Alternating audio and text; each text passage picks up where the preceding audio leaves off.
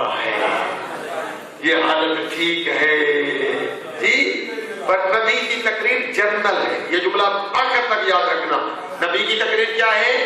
سیالکوٹ والوں کے لیے فقط نہیں ہے، بلکہ جنرل کا معنی پوری دھرتی، پوری امت رسول کے لیے نبی کی تقریر ہے جی۔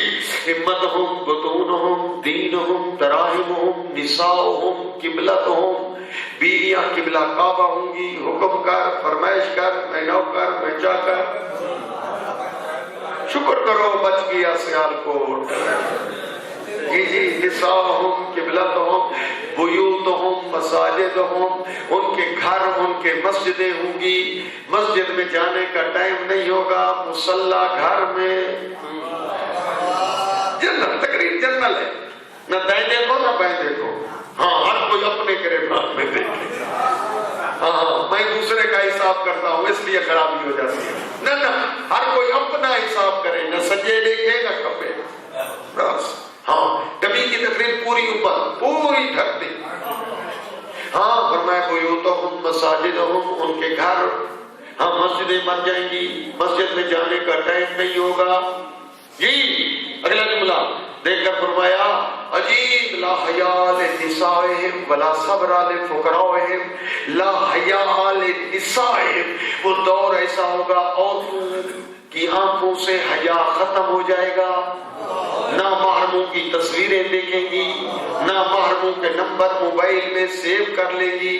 کمپنی والے بھی ایسے بے حیا ہوں گے کہ پیکج منظور کر لیں گے، گھنٹوں کے گھنٹے، لڑکے بھی لگا لیں گے موبائل میں، لڑکیاں بھی لگا لیں گی، گھنٹوں گھنٹوں باتیں کریں گے، شوہر کو علم ہے، بھائی کو علم ہے، بیٹے کو علم ہے، نہ کوئی روکنے والا نہ کوئی ٹوکنے والا۔ کبھی کبھی یہ خشک تقریر بھی سن لیا کرو، نبی کی اس تقریر کو بھی سن، جو راضی بیٹھے ہیں وہ صلوات پڑھے بآواز ہے بلند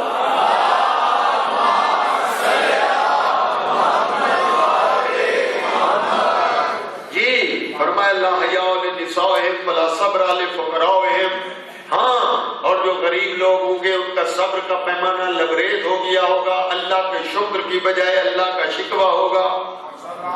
لا سخاء لاغنیائہم، غنی لوگ جو پیسے دولت والے ہوں گے، پیسہ بینک میں جمع، نہ خیرات نہ زکوٰۃ نہ خمس نہ حج نہ بینک، بس جی۔ لا سخاء لاغنیائہم، یہ نبی کی تقریر ہے۔ ہاں دیکھ کر فرماتے ہیں وہ دور ایسا ہوگا کہ امتحان ہوگا سب کا، میرے سمیت سب کا امتحان ہوگا جی جی۔ توجہ کریں، میں سمیٹ رہا ہوں، ہمارے ذاکر اہل بیت تشریف لے آئے تو میں دعا مانگ لوں گا جی جی۔ آنے والے ہیں ہمارے ذاکر اہل، ہاں میرے صحیح پہنچے ہوئے ہیں جی جی جی، تو پہنچ گئے ہیں تو بس پھر ہم نے دعا، اب میں انتظار میں بیٹھا تھا ہاں، اور سمیٹنا چاہتا ہوں۔ نبی فرماتے ہیں جب ایسا دور ہو تو پھر 3 عذاب آ جائیں گے۔ کتنے عذاب آ جائیں گے؟ ہاں بس جی، جلدی 3 جملے یاد رکھ لو۔ پہلا دیکھ کر فرماتے ہیں پہلا عذاب میری امت پر یہ ہوگا، یرفع اللہ البرکۃ من اموالہم، ان کے مال سے برکت ختم ہو جائے گا۔ 15,000 کمائیں گے، 15,000 تنخواہ، 15 تاریخ کو تنخواہ ختم، ادھار شروع۔ آپ کے علاقے میں نہیں ہے لیکن یہ باتیں جنرل ہے نبی کی، برکت ختم ہو جائے گی، یہ عذاب ہوگا۔ دوسرا عذاب سرکار فرما رہے ہیں، نبی کی تقریر سنو، سرکار فرماتے ہیں دوسرا عذاب یہ ہوگا کہ کیفیت یہ ہوگی کہ یسلط اللہ علیہم سلطانا جائرا، ان کے جو حاکم ہوں گے وہ فاسق فاجر ہوں گے، MPA SHO جی، محکمہ تعلیم کا ہیڈ، محکمہ عدلیہ کا ہیڈ، محکمہ صحت کا ہیڈ، پورے یعنی حاکموں کی یہ حالت ہوگی کہ لوگوں کا درد نہیں ہوگا بلکہ لوگوں کا جو کچھ ہوگا سمیٹ کر بوری میں اور بینک۔ شکر پڑھو آپ کے علاقے میں اچھے حاکم ہوں گے۔ فرمایا لوگ ووٹ دے کر خود انتخاب کریں گے، اپنے سروں پر خود مسلط کریں گے، پر ہوں گے وہ فاسق، وہ ہوں گے وہ فاجر۔ ہاں شکر پڑھو، سیالکوٹ ٹھیک ہوگا انشاءاللہ۔ آخر یخرجون من الدنیا بغیر ایمان، دنیا سے روانگی ہوگی بغیر ایمان کے، یہ عذاب ہوگا، جا رہا ہوگا، کلمہ نصیب نہیں، اللہ پہ راضی نہیں،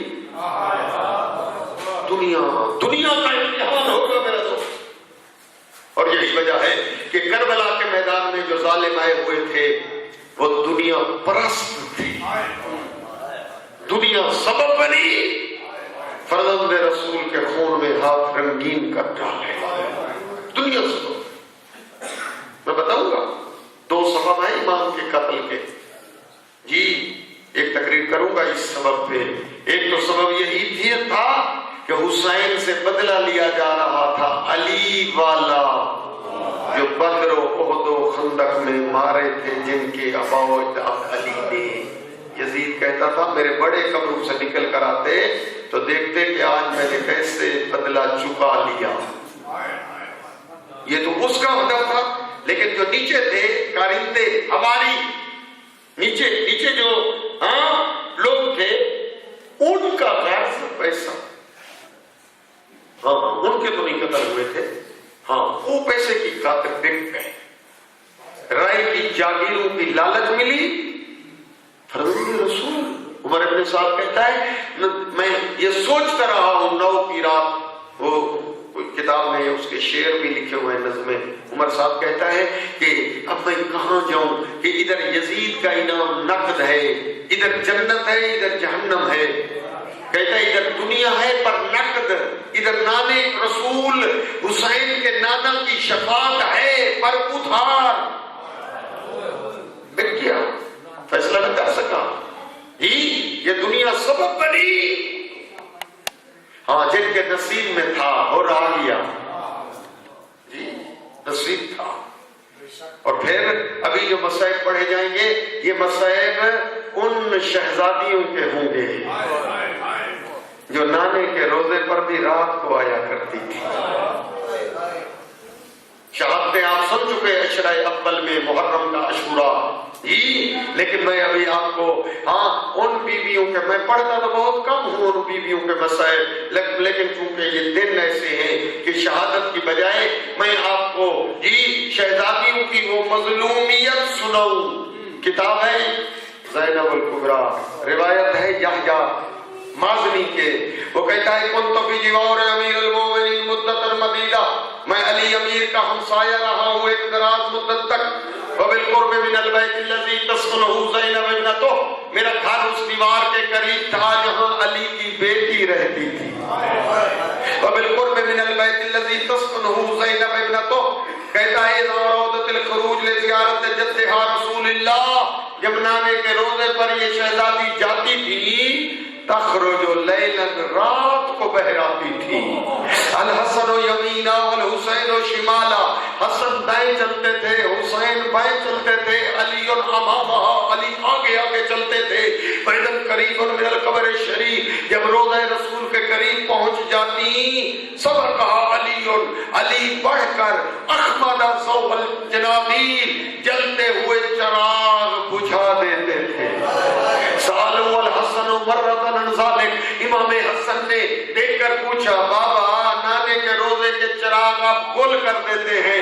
فرمایا بیٹا اخشى ان ينظر احد الى شخص اختك زینب، میری غیرت برداشت نہیں کرتی کوئی حاجی زیارت کے لیے آیا ہوا ہو روزہ رسول پر، اس کی نگاہ میری بیٹی کے سر پہ پڑ جائے۔ میں کہتا ہوں مولا آپ اپنی زندگی میں اتنا اہتمام کرتے تھے، آئیے ذرا شام غریبا، یہی لاڈلیاں ہیں اور ایک ہی سوال کر رہی ہے بابا اجابہ ہے زہرازادیوں کا پردہ۔ عزیزانو شام غریبہ کی مجلس آپ سن چکے، تاریخ ایسے کہتی ہے 11 محرم ہوئی، اس وقت شمر کچھ رسیاں گٹھڑی میں باندھ کر لایا، اب مجھے معاف کرنا تم نرم دل مومن ہو، مجھے مت معلوم اب برداشت کر سکو یا نہ کر سکو، البتہ میں اشارہ کر کے گزر جاؤں گا، سمجھ لینا، وضاحت کی معافی مانگتا ہوں۔ تاریخ ایسے کہتی ہے یہ رسیاں لایا، اس بدبخت نے کیا کہا میں نہیں پڑھ سکتا، کہتا ہے ہاتھ بڑھاؤ میں تمہارے ہاتھوں میں رسیاں باندھوں۔ یہ بھی دکھانا شیر دل بیٹی آگے بڑھی، دیکھ کر کہتی ہے ظالم یہ رسیاں ہماری طرف پھینک دے، اب رسیاں ہاتھوں میں خود کر لے گی، کوئی اتنا مجبور ہوئی ہے۔ یہ وقت جو آ پہنچا ہے، نامحرم ہمارے ہاتھوں کو نہیں چھو سکتا، ہم اہل بیت رسول ہیں۔ اللہ روئے ظالم نے رسیاں پھینکی، ہاں اب شہزادی نے ایک ایک رسی اٹھائی، ایک ایک بی بی کو دیکھا، آپ سمجھ گئے ہو، ایک رسی اٹھائی، 4 سالہ بچی آگے بڑھی، ایک دیکھ کر کہتی ہے پھوپھی میرے ہاتھ حاضر ہے، رسی آ گئی 4 سالہ یتیمہ کے ہاتھ میں، پھر بی بی نے ایک رسی اٹھائی، بلایا تو کسی کو نہیں، ہاں پر ایک بی بی اصغر کی ماں آگے بڑھی، کہا بی بی تو جو مجبور کھڑی ہے، یہ وقت جو آنا تھا ہمارے اوپر، میرے ہاتھ حاضر ہے۔ ایک ایک بی بی کے ہاتھ میں رسی آتی گئی، وہ خود رسیاں ہاتھوں میں لیتی گئی، او اللہ رو، اور پھر ایک رسی اٹھائی، پھر قاسم کی ماں آگے بڑھی، میں کیسے پڑھوں خود سمجھ لو، سب بیویوں کے ہاتھوں میں رسی آ گئی۔ پھر یہ ظالم اونٹ لے آئے، جن اونٹوں پہ بیویوں نے سوار ہونا تھا۔ ذاکر اہل بیت بھی آپ کو مسائل سنائیں گے۔ ہاں آپ نے سنا محرم کے دنوں میں، ہاں پچھلا سفر جو کربلا سے مدینے سے کربلا تک کیا تھا، سب اونٹوں پر محمل تھے۔ مجھے معاف کرنا، جو کربلا سے سفر ہے کسی اونٹ پر محمل نہیں ہے، بغیر محملوں کے اونٹ ہیں، بیویاں سوار ہوں تو کیسے؟ اللہ و تاریخ نے یہ جملہ لکھا کہ اب جب سوار کرنے کی نوبت آئی، ہاتھوں میں تو رسیاں ہیں، یہ بیویاں سوار ہوں تو کیسے؟ آؤ پرسا دو رسول اکرم کو، رونے کی شکل بنا لو، عبادت میں شامل ہو جاؤ گے۔ تاریخ کہتی ہے کہ اس وقت ثانیہ زہرا نے ایک ایک بیوی کو سوار کیا، آگے بڑھی، قاسم کی ماں کو سوار کیا، اصغر کی ماں کو سوار کیا، ایک ایک بیوی آتی گئی، ثانیہ زہرا سوار کرتی گئی۔ تاریخ نے لکھا جب سب بیویاں سوار ہو گئی، اس وقت تنہا رہ گئی کربل کے بن میں علی کی بیٹی، اور اللہ سیال کوٹ والے، وہ کیا کیفیت ہوگی جس کے 18 بھائی ہو، اب تنہا ہے کربل کے بن میں، نظرت یمیناً و شمالاً، کبھی دائیں دیکھتی تھی، کبھی بائیں دیکھتی رہ گئی۔ ایک دفعہ مقتل کی طرف دیکھا، دیکھ کر کہا کہاں گئے ہو میرے اکبر، کہاں گئے ہو میرے عباس، اور ذرا سوار کرو پھوپھی کو میرے بیٹے اکبر۔ لاشیں تڑپی، عجب زبان، گویا ایک آواز آ رہی تھی، بی بی پہلے اجازت دے دی، بس ادارو۔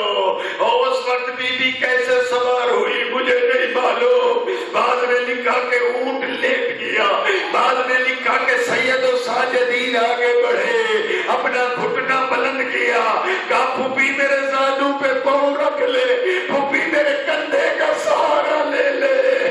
اب شہزادی سوار ہوئی ہے۔ اب تاریخ نے ایک منظر لکھا کہ جب یہ بیویاں سوار ہو کر یہ قافلہ چلنے لگا، ہاں ایک کتاب ہے خلاصۃ المصائب، صاحب کتاب لکھتے ہیں خاکستری رنگ کا اونٹ ہے، باقی اونٹوں کے گلے لگ لگ کر کوئی بات کر رہا ہے۔ ثانیہ زہرا کہتی ہے سجاد بیٹا، اور جانوروں کی بولیاں جاننے والا بیٹا، بتا یہ اونٹ روتے کیوں ہے؟ یہ اونٹ گلے لگ لگ کر کے ایک دوسرے کو کیا کہہ رہے